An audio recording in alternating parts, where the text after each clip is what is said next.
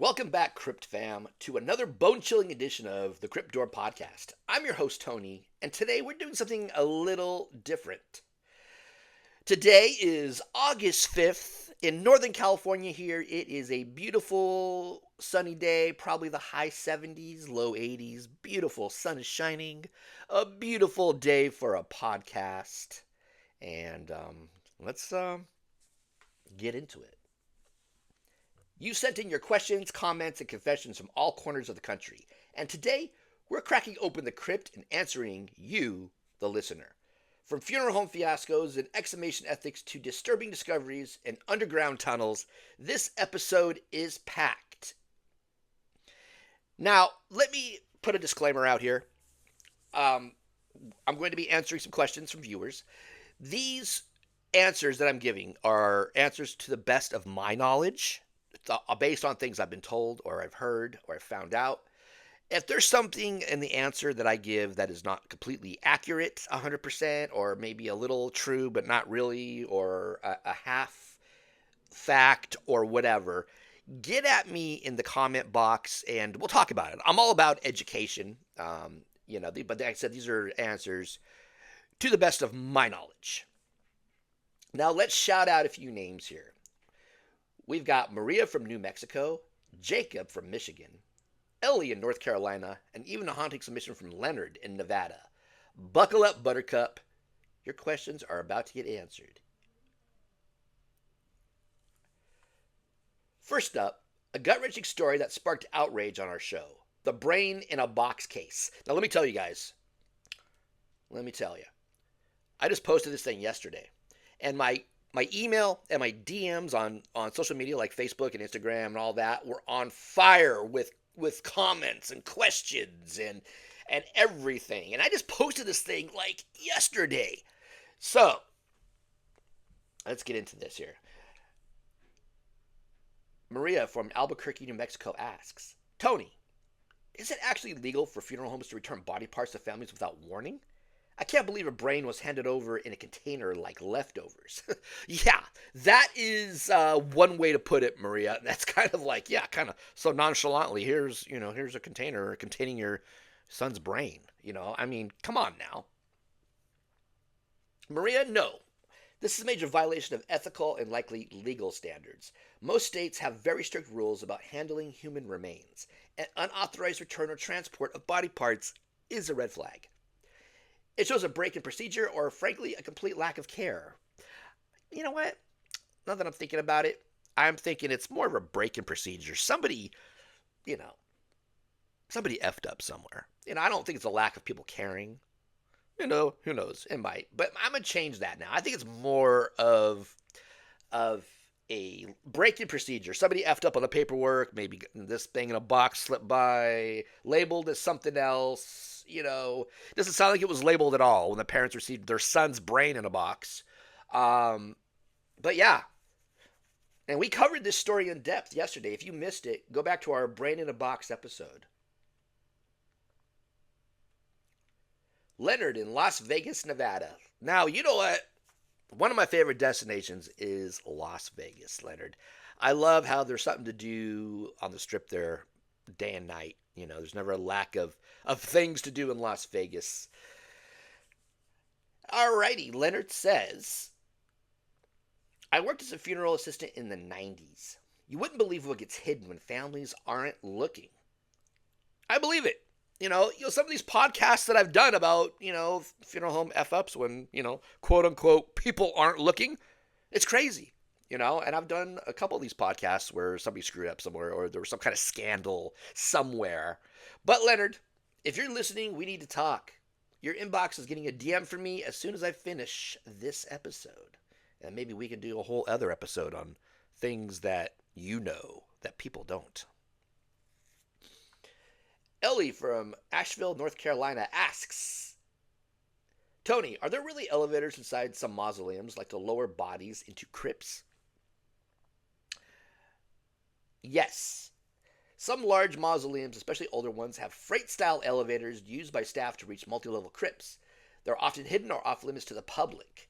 Now, I've been in several mausoleums that are multi-level, like 3, 4, 5 stories high. That yes, they have these elevators. They're larger elevators. They're like freight elevators, but they're used to transport the casket and the mourners to whatever floor they got to go to entomb one of their loved ones. Now, they're not like horrible, like cheap freight elevators like you'd see in a warehouse somewhere. They look like regular elevators. They're nice and pretty inside, like a regular public elevator that you would see in an office building. It's just that they're a little bit, the door is a little bit wider, the inside is a little bit wider to accommodate a casket and I'm sure some mourners to whatever floor they got to go to put their loved one to rest. Carlos from San Diego, California asks, ever been stuck in one of those crypt elevators? I feel like that's your origin story. Another mausoleum elevator question, It's funny how everybody's kind of like these questions. There's several people that are all on the same page or wavelength when it comes to this. Carlos, not yet.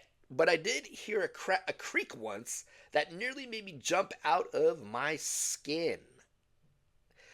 When I go into these elevators for my main YouTube channel, Crypt Door, when I explore cemeteries and mausoleums at times, in my videos, I'll hit the button and get in an elevator, go to a different floor. Now, here I am, a horror movie fan here.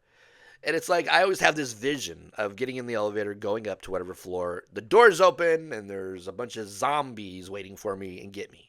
That's just the horror movie fan in me thinking, overtime. My brain's working overtime there. Darlene from Terre Haute, Indiana. I got stuck in an old funeral home elevator in 1983. It opened into a room with gurneys and a tray of scalpels. Never again. Darlene, that's not an elevator. That's a deleted scene from the autopsy of Jane Doe. Sounds like you might have went to a floor that was like, I can't believe it would just be accidentally accessible to the public. But that sounds like a floor that you went, it was the prep room or something, obviously, with the scalpels and gurneys and stuff. That might have been the prep room you found on that one, Darlene. But yeah, that would be kind of traumatizing. Good thing there wasn't anybody on the gurneys at the time you found it. Jacob from Kalamazoo asks, can families actually dig up their relatives whenever they want, or does the state have to approve it? Again, these are answers based to the best of my knowledge. So in my opinion, absolutely not.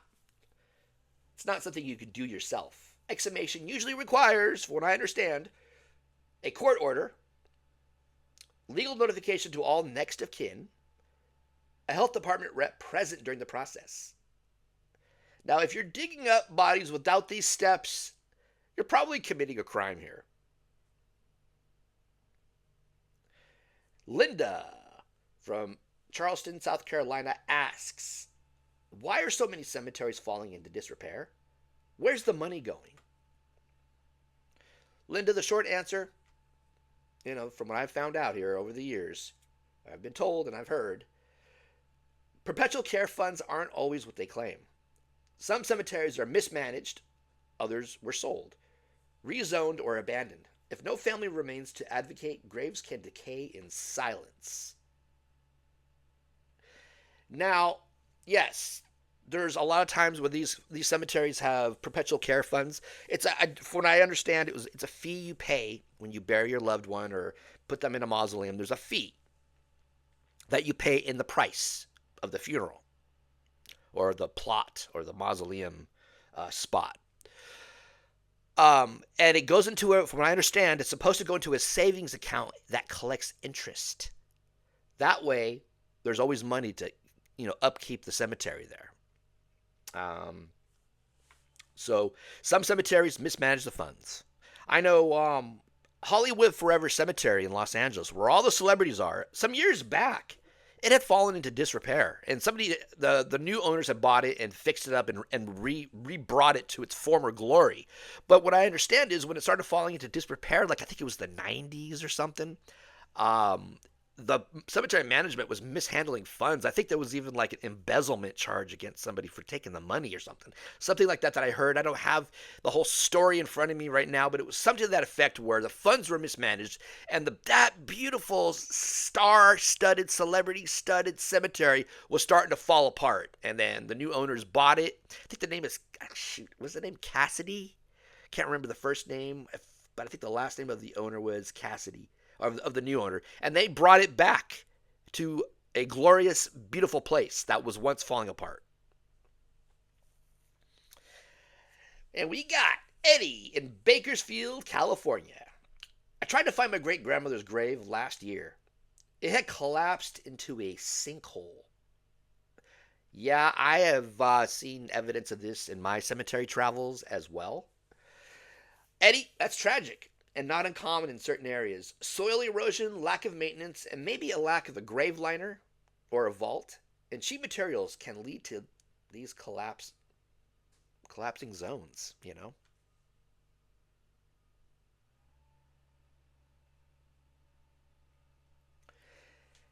Now I want to add to everyone who wrote in, thank you so much. Your support is greatly appreciated. This podcast lives and breathes because of you, our awesome listeners or viewers. Now there's a YouTube version of this too. Your questions, your stories, your courage to explore the shadows with me is commended. Now here's a poll. We're going to do this. You guys can put this answer in the comment box below. Or maybe if I can add it as a poll on Spotify or something, I'll do that too. Would you ever visit a collapsing mausoleum? That's the question. Now, there was a mausoleum somewhere out of state, out of California here. I can't remember what state it was. It might have been New Jersey or somewhere. I can't remember where it was. But it was condemned and collapsed, and a lot of YouTubers went in there and filmed it, you know, and they had removed some bodies out of it. They had there were caskets lying around that were empty, where they had removed remains, or families went in and got their loved ones out before this place completely falls apart. If you guys can remember the name and location of this mausoleum, it was all over YouTube. Several people did it. They went in, but they were kind of like trespassing because it was condemned and there were signs up all over the place, which I'm not judging anybody for that. That's, hey, throw it out the comment box below of the cemetery mausoleum name and the location of this because it escapes me right now.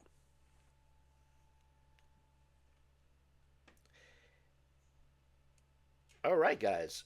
Now, if you want to be a part of the next Q&A, hit me up on Instagram or email me at cryptdoor@gmail.com. And don't forget, where there's a locked gate and a crumbling headstone, we will be there. All right, guys. Thank you so much for your support, for your love. Another successful episode I got through without screwing up. Anyway, guys, thank you so much. Leave your comments below. Rate this on Spotify. It takes 2 seconds. Just give me a rating on Spotify. Leave a comment. All that good stuff. And I will be talking to you guys later.